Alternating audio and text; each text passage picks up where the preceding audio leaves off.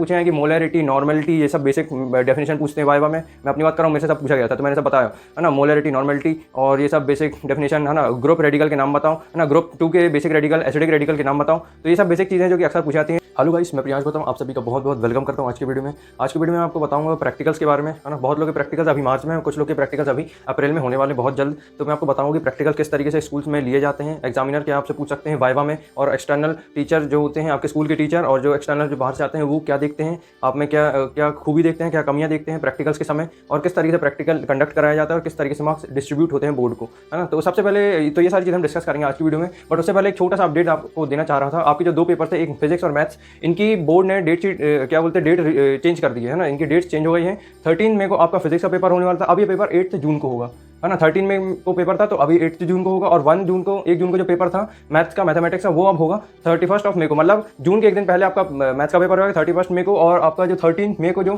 Physics का paper था अब ये 8 जून को होगा। मतलब आपके पास 6 से 7 दिन का गैप मिलेगा जिसमें आप अच्छे से तैयारी कर सकते हैं, प्रिपरेशन कर सकते हैं। तो ये बहुत अच्छी बात है। फिजिक्स में इतना लंबा गैप कभी नहीं मिलता, ये पहली बार है जो बोर्ड ने इतना लंबा गैप दिया है। अगर आप पास्ट में देखोगे तो उसमें 1 दिन 2 दिन का गैप से ज़्यादा मिलता नहीं है फिजिक्स में।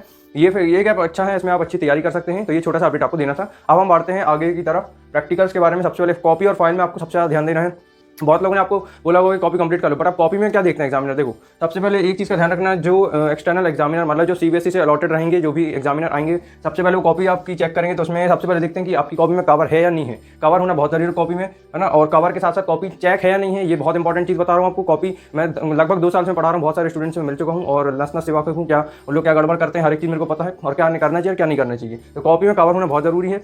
दूसरी चीज़ आती है कॉपी चेक होना जरूरी है। स्कूल जो भी आपके टीचर हैं फिजिक्स के या क्या बोलते हैं केमिस्ट्री के, इसमें तो आपकी कॉपी में, प्रैक्टिकल कॉपी में, फाइल में आपको क्या बोलते हैं उनका साइन होना बहुत जरूरी है, चेक होना बहुत जरूरी है, ठीक है। और तीसरा सील, स्कूल की सील भी लगना उतनी ही ज़्यादा जरूरी है, तभी आपको अच्छे से मार्क्स मिलेंगे। कॉपी में बहुत मार्क्स रहते हैं, कॉपी में अपने आप में 5 मार्क्स रहते हैं। तो कवर का आपको ध्यान रखना है, चेक होनी चाहिए, सील लगनी होनी चाहिए। अगर ये तीनों चीज़ आपकी में नहीं होंगी, मान लो आप ऐसी कोई कॉपी सबमिट कर देते तो आपको पक्का 1 से 2 मार्क्स कट जाएंगे और आपको 27 से 28 मार्क्स मिलेंगे। 30 में से 30 नहीं मिल पाएंगे। 30 में से 30 के लिए क्या करना है, कॉपी में कवर होना चाहिए, नेम चेट होना चाहिए, कॉपी चेक होना चाहिए और सील लगना चाहिए, बस। तो कॉपी में बहुत बड़ा रोल होता है। तो सबसे पहले आपसे कॉपी सबमिट करा ली जाएगी, है ना। कॉपी का बहुत बड़ा इंपॉर्टेंट रोल होता है। बात करते हैं एग्जाम की, तो एग्जाम, प्रैक्टिकल एग्जाम क्या होगा। सबसे पहले ये क्या होगा, नंबर ऑफ स्टूडेंट्स आएंगे। यहाँ पे 30 लिखा हूँ, 30 स्टूडेंट, बट 30 नहीं, बहुत ज़्यादा स्टूडेंट होते हैं कई बार प्रैक्टिकल्स के समय, तो उसमें बहुत सारे स्टूडेंट्स रहते हैं। तो ये प्रैक्टिकल जो होते हैं 3 से 4 दिन तक चलते हैं। मतलब मान लो 2 सेक्शन है तो एक सेक्शन का 1 दिन में चलेगा, दूसरे सेक्शन का दूसरे दिन में चलेगा, ऐसा रहता है। तो इसमें जो मान लो 30 स्टूडेंट्स हैं, मान लो जितने भी स्टूडेंट्स हैं, तो इनको क्या होता है, पेयर कर दिया जाता है। पूरा 1 दिन रहता है और 1 दिन में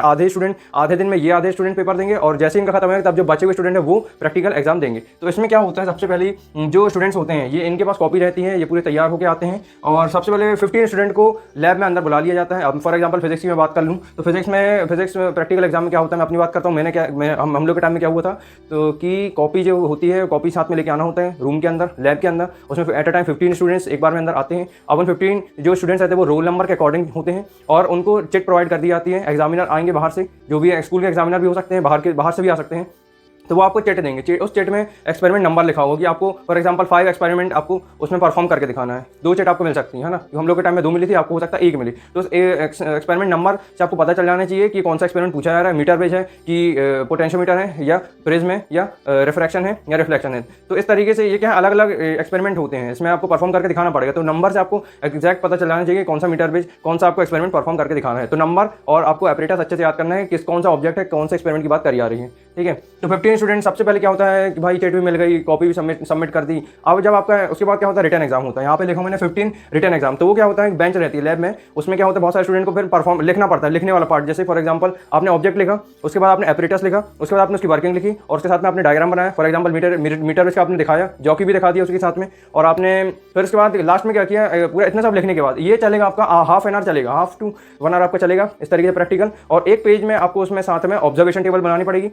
वो डेफिनेटली आपको प्रैक्टिकल परफॉर्म करके ही वो सबमिट करनी पड़ेगी ऑब्जर्वेशन टेबल। तो आपका लिखने वाला पार्ट जैसे हो जाएगा, उसके बाद आपको क्या करना है, प्रैक्टिकल करना पड़ेगा। आपने लिख पूरा लिया जो भी आपने पढ़ा था, अब उसके बाद आपको उसको लिखने, अब उसके बाद आपको प्रैक्टिकल करना है। तो प्रैक्टिकल बेसिकली जितने लोगों ने कंप्लीट कर लिया, जिनका हो चुका है, वो एक के बाद प्रैक्टिकल करते आएंगे, और जो बचे 15 स्टूडेंट है, जो भी बचे हुए स्टूडेंट थे, उनकी कॉपी सबमिट कराई जाएगी, फिर वो लिखेंगे, फिर वो प्रैक्टिकल देंगे। तो यहाँ पे सबसे इंपॉर्टेंट टिप क्या थी, यहाँ पे आपको बेसिकली आपको एक्सपेरिमेंट नंबर पता होना बहुत जरूरी है, आपको वर्किंग पता होना जरूरी है, और एपरेटस पता होना बहुत जरूरी है। टिप दे रहा हूँ यहाँ पे, भूलना नहीं, ठीक है। ये बहुत इंपॉर्टेंट चीज बता बता रहा हूँ। और ऑब्जर्वेशन टेबल फॉर एग्जाम्पल आपको समझ में नहीं आ रहा, आपसे परफॉर्म करते भी नहीं बन रहा, तो आपको उसमें ऑब्जर्वेशन टेबल आपकी कॉपी से आपको याद करके आना है, याद करके आना है ना, भूलना नहीं है। वहाँ जाके कोई बताने वाला भी नहीं होगा, क्योंकि टीचर स्ट्रिक्ट हो जाते हैं, जो भी आपके स्कूल के होंगे, जो भी बाहर के होंगे, क्या थोड़े बहुत स्ट्रिक्ट होते हैं। फिजिक्स में अगर बात करूँ तो क्या होता है, इसमें आपको खुद ही से याद करना पड़ेगा ऑब्जर्वेशन टेबल, है ना। कुछ लोग को एकदम परफॉर्म करते बन जाता है, इसलिए वो ऑब्जर्वेशन टेबल वहीं पे लिख सकते हैं, बट कुछ लोग से परफॉर्म करते नहीं बनता। तो आपको उसमें क्या करना है, आपको जो भी एक्सपेरिमेंट मिला है, अलॉट हुआ है, आपको नंबर याद रखना है, ऑपरेटर्स याद रखना है, मेथड, वर्किंग जो भी बोली आ रही है, सब एक्सपेरिमेंट आपको एकदम रट लेने में सिंपल बोलो, रट ही लो, छोड़ना ही नहीं है, ठीक है। तो उसमें आप ऑब्जर्वेशन टेबल लिखोगे ना, तो उसमें क्या अलग ही इंप्रेशन पड़ेगा।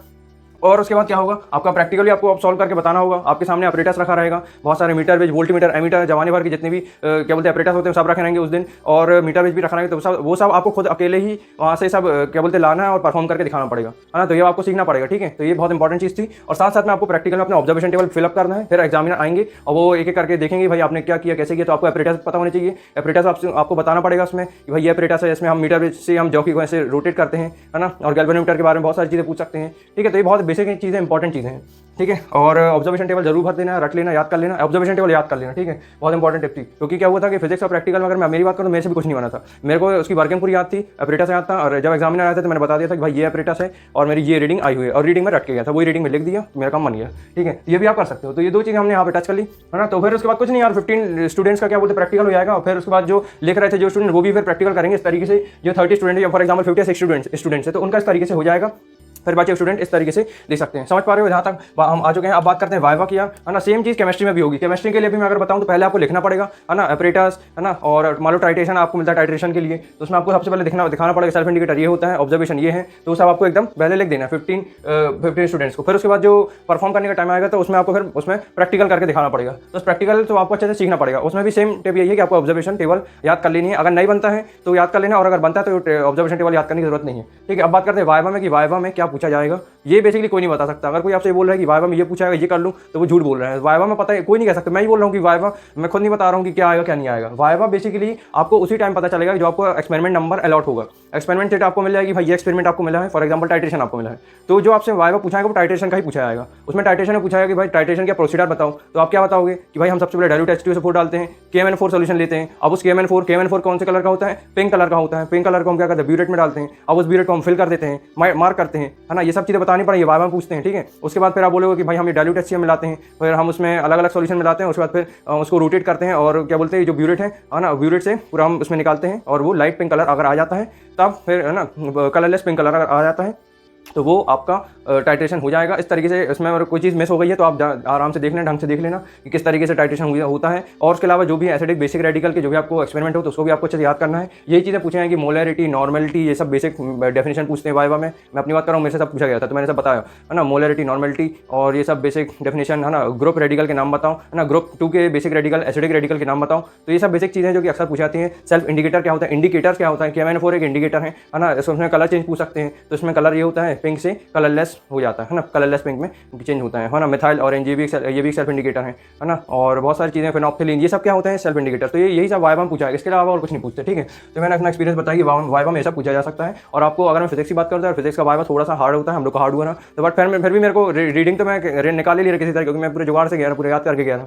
तो मेरा क्या बोलते हैं ऑब्जर्वेशन पूरा बन चुका था। लिखने वाला पार्ट जो रहा थोड़ा बहुत पता था कि भाई इसमें ये मिलाते हैं, इसमें ऐसे करते हैं। तो मैंने क्या बता दिया, ऑब्जर्वेशन बता दिया, ऑब्जर्वेशन टेबल दे दी, आधी प्रॉब्लम सॉल्व। उसके बाद ऑपरेटर्स और प्रोसीजर बता दिया कि भाई ये ऑपरेटर्स हमको लगेंगे, मीटर बेज लगेगा, ये चीज़ लग जाएंगी, वायर्स लगेंगी, ऑपरेटर्स और वोल्टमीटर और एमीटर, ये सब चीज़ें भी लगेंगी। और प्रोसीजर भी बता दिया कि अब हम इसमें ये ऐड करेंगे, अब उसमें ये मिलाएंगे। ये सब चीज़ें अगर आप बता दोगे तो आपका वाइवा बहुत ही अच्छा जाएगा और आपको 30 में से 30 जरूर मिलेंगे। ये वीडियो को अगर कोई ढंग से समझ लेगा उसको 30 में से 30 जरूर मिलेंगे, है ना। मार्क्स तो पक्का मिलेंगे, कट ही नहीं सकते। तो अब बस यही कुछ टिप देनी थी। आई थिंक मैं सारे पॉइंट कवर कर चुका हूँ, है ना। कॉन्फिडेंट रहना यार, वहाँ जाकर डरना नहीं है, बिल्कुल कॉन्फिडेंट होकर एकदम अपने मन में यही बोलना कॉन्फिडेंस कॉन्फिडेंस कॉन्फिडेंस कॉन्फिडेंस। तो वो क्या होगा कि जैसे ही आप एग्जाम में वाइवा देने जाओगे और अपना जब लिखोगे तो आपको अपने आप में कॉन्फिडेंस रहेगा, अपने अंदर पूरा एकदम जोश एकदम जगा के रखना, और डरने की जरूरत नहीं है। कोई मान लो ऐसा कोई स्टूडेंट मिल जाता है बहुत डरोगे तो उसके साथ बिल्कुल कतई नहीं रहना, है ना, या उसी को मोटिवेट कर देना, तो आप खुद भी मोटिवेट होगी। इस तरीके से अगर आप पढ़ते हो तो आपका प्रैक्टिकल अच्छा जाएगा, 30 में से 30 आएंगे। ये अपडेट को याद रखना। अब 13 में की आगे 8 जून को होगा आपका फिजिक्स का पेपर, और 1 जून के आगे 31 मई को होगा आपका मैथमेटिक्स का पेपर। तो ये हो गया प्रैक्टिकल। अब मैं एक वीडियो और बताऊंगा जिसमें डिटेल में बताऊंगा कि केमिस्ट्री और फिजिक्स में और क्या आप कर सकते हो। यहाँ तो मैंने बेसिकली सब कुछ कवर किया हूँ, तो आई थिंक कि मैंने सब कुछ कवर कर दिया हूँ। पढ़ाई करते रहिए और बस, और कॉन्फिडेंट रहिए, बस पढ़ाई करते रहिए। All the very best, bye. अब आगे पता आपको क्या करना है, ठीक है, बाय।